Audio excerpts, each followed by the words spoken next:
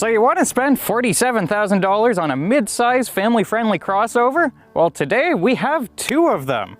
This is the Toyota Venza XLE, and next to Renita, we have the 2023 Mazda CX-50 Turbo. We'll get a closer look at both of them and figure out which one will come out on top.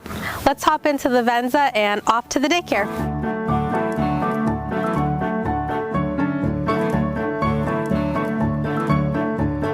Welcome aboard the USS Toyota Venza. We're on our way now to daycare, except we're not because we still don't have affordable daycare in this province. And this car costs $47,000, which I gotta say right off the bat, feels like a lot for a car that feels 2 generations old despite only being 2 years old. I totally agree with you. There are a lot of things in the Venza that could be done a little bit better, especially when you're comparing it to the CX-50, which is brand new and feels brand new. This one feels a little bit older. This is an upper tier XLE, so it comes in about $10,000 above base. Of course, with base, you still get that main selling feature, the hybrid powertrain, which is a familiar setup from really across the whole Toyota lineup. To be honest, if you've driven a modern Toyota hybrid, this feels like basically the same car in a slightly different skin. The Venza is a funny one, I'd say, because at the back, it almost looks styled. It's got that neat little pinch going, but then the rest of it just looks... like a plain old SUV. It is car. Yeah. You got that going for you. With this Toyota familiarity, you get a lot of the same materials, switch gear, all of that experience that you'd be accustomed to. It all feels very hardy. This feels like a vehicle that will serve you well in the long run. There's some leather textured detailing in here, and a couple nice bits, and ventilated seats are quite nice, especially in a Toyota. But it just is. The touch interface in this Toyota really is showing its age. With these Toyotas, it just seems like nothing was broken, so they've left it and people are gonna buy Toyotas anyway. So they don't really care to, like, you know, spend a ton of money. For all that we rip on Toyota for feeling dated, that conservatism is a big part of what has earned them that reputation for reliability. Like much of this vehicle, this UI isn't going to blow you away, but it does everything that it needs to, and presumably will continue to do so. That said, if you want a slicker experience, you're really going to want to use your CarPlay or Android Auto. Speaking of phones, this XLE does have a wireless charger, although it's in what I find to be a very awkward cavern down the middle here. Also strange is the placement of this starter button.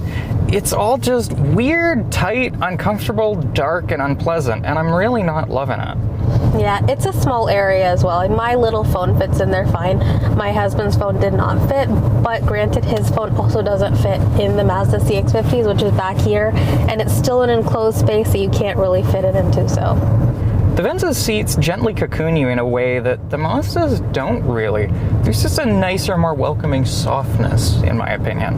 I agree with you. The seats are more comfy in general, but I do think that in the Venza, the driver's area is a bit squishier than in the CX-50. Fuel economy numbers here in the Venza are 5.9 liters per 100 city and 6.4 highway. By contrast, that Mazda with the same engine displacement but no hybridization records numbers of 10.4 liters per 100 city and 8.1 liters highway.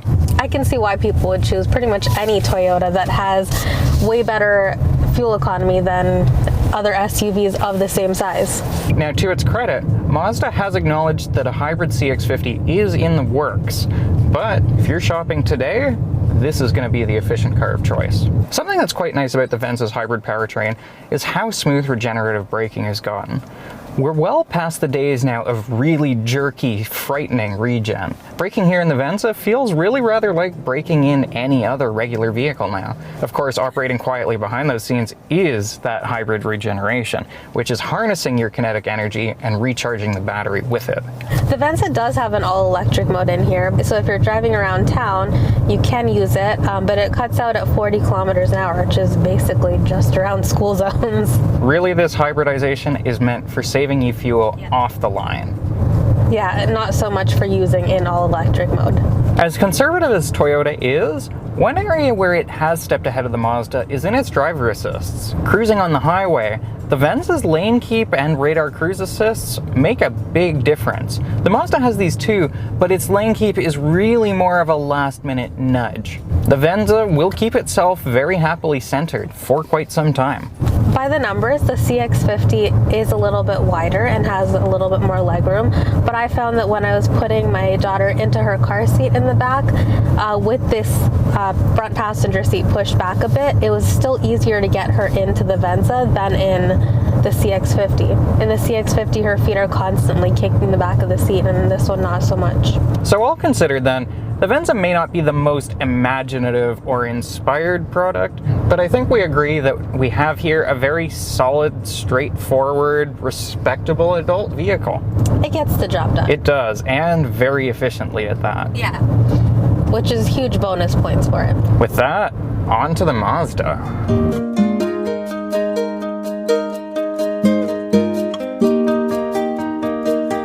So after spending some time in the Toyota Venza, it really is striking just what a nice change this Mazda is. For about the same money as that mid-grade Toyota, you get the Mazda's top-end trim, and there's a lot to appreciate in here. Both vehicles have ventilated seats, heated steering, and all sorts of other modern comforts. Well, Toyota has made some effort to make the Venza a little nicer than their usual Corolla and Camry experience, with some soft-touch surfaces on the dash here and there.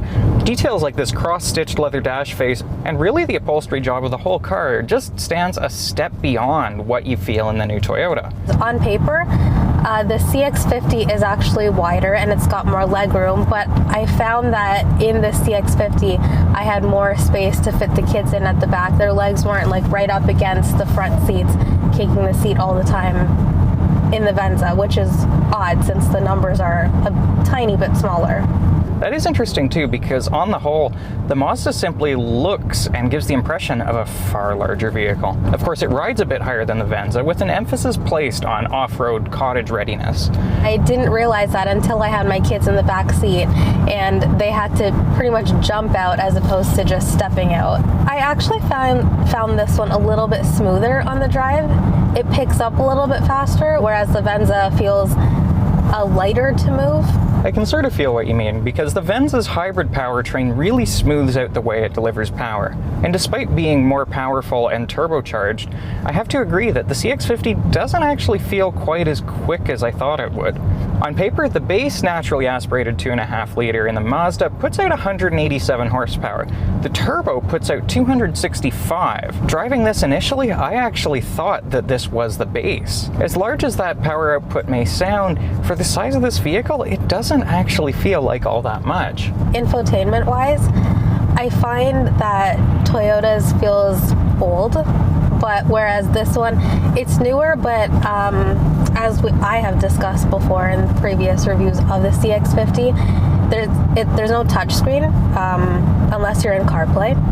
And even if you're in CarPlay, you have to turn it on and go through a bunch of layers to turn it on. And even once it's on, it's still pretty much a far reach. Like I have to actually pick myself up off the seat to get it. But I mean, you can get used to this knob at the bottom, but it is easier to touch the screen in the Venza.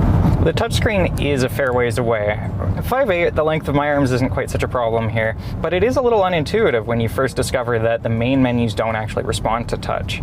Despite this shortcoming, the Mazda's infotainment is leaps and bounds beyond the other.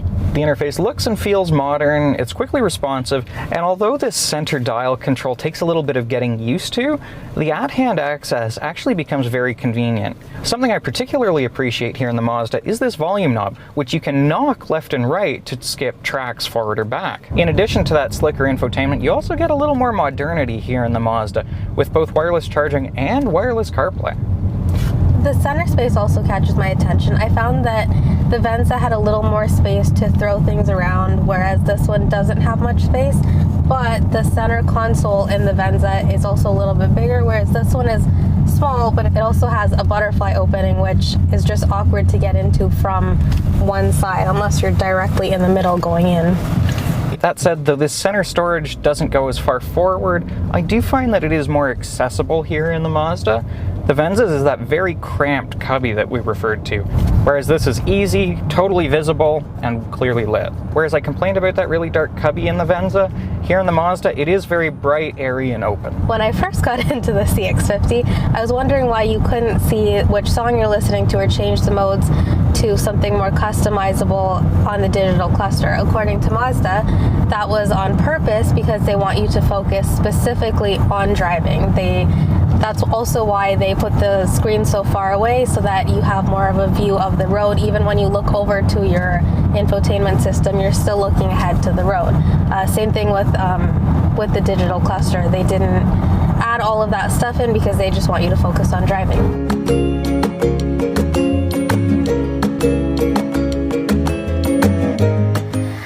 Now that we're back with these two, how did you feel about the two of them compared to each other? Well, as we've gone over, the Venza here is a very soulfully neutral vehicle.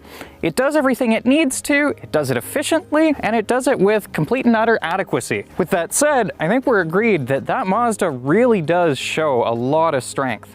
Get a lot more value for what you're paying in the Mazda CX-50. Pricing on the Mazda begins just shy of $38,000, whereas a base Venza will start from just over $39,000. On both of those, you're looking at delivery charges of around $1,800 to $1,900 plus your applicable taxes. Of course, in the long run, you're going to see some 40% savings in certain driving here in the Venza.